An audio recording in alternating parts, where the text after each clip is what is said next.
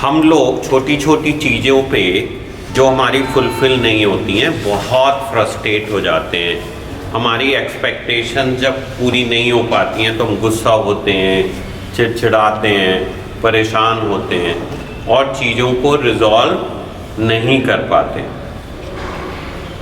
और इन सब परिस्थितियों में हमारी मानसिक बीमारियां या हमारी नशे वाली बीमारियां हमारे सर पे बहुत ज़्यादा चढ़ जाती हैं।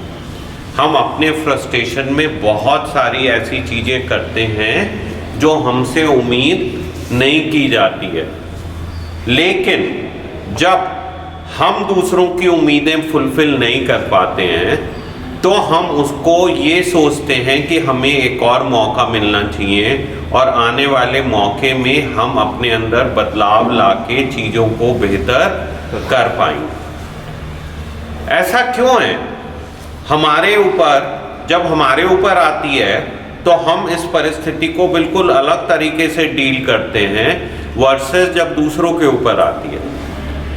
यही परिस्थिति कुछ हमारे समाज से है। जब हमारी समाज की हमसे उम्मीदें होती हैं वो तो हम फुलफ़िल नहीं करना चाहते हैं, लेकिन जो हमारी उम्मीदें हम चाहते हैं वो हमेशा फुलफ़िल। इसी तरह से अपने परिवार से, अपने बड़े जनों से, भगवान से हम लोग बस उम्मीदें करते हैं।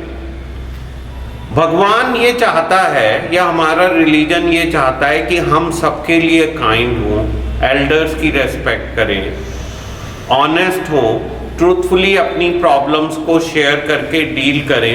हम वो सारी चीज़ें तो नहीं मानते हैं, लेकिन अगर हमारी उम्मीदें थोड़ी सी भी फुलफ़िल नहीं होती हैं तो हम रिज़ाइन कर देते हैं और भगवान को रिजेक्ट कर देते हैं। हमें लगता है कि इस तरह की कोई भी पावर एग्जिस्ट नहीं करती। ये बहुत बड़ा एक कॉन्फ्लिक्ट है, डाइकॉटमी है, और इस डाइकॉटमी से लाइफ को ठीक से लीड नहीं कर सकते हैं। अगर हमें अपनी लाइफ में अपने फ्रस्ट्रेशंस को, एक्सपेक्टेशंस को रियलिस्टिकली डील करना सीखना है तो हमें दूसरों के पॉइंट ऑफ व्यू से भी देखना पड़ेगा। Unless until we imitate the behaviour of others, हम लोग ये चीज़ों को ठीक नहीं कर पाएंगे। कहीं ना कहीं फ्रस्ट्रेशन और एक्सपेक्टेशन फुलफ़िल ना होना हमारी सारी मानसिक परेशानियों के पीछे छुपा हुआ एक रीज़न है। ये बहुत मुश्किल है कह पाना कि फ्रस्ट्रेशन बीमारी की वजह से है या बीमारी फ्रस्ट्रेशन की वजह से। ये डिफाइन नहीं कर पाते हैं हम लोग। It's very difficult to define that whether your frustration is due to your disease or your disease is due to your frustration.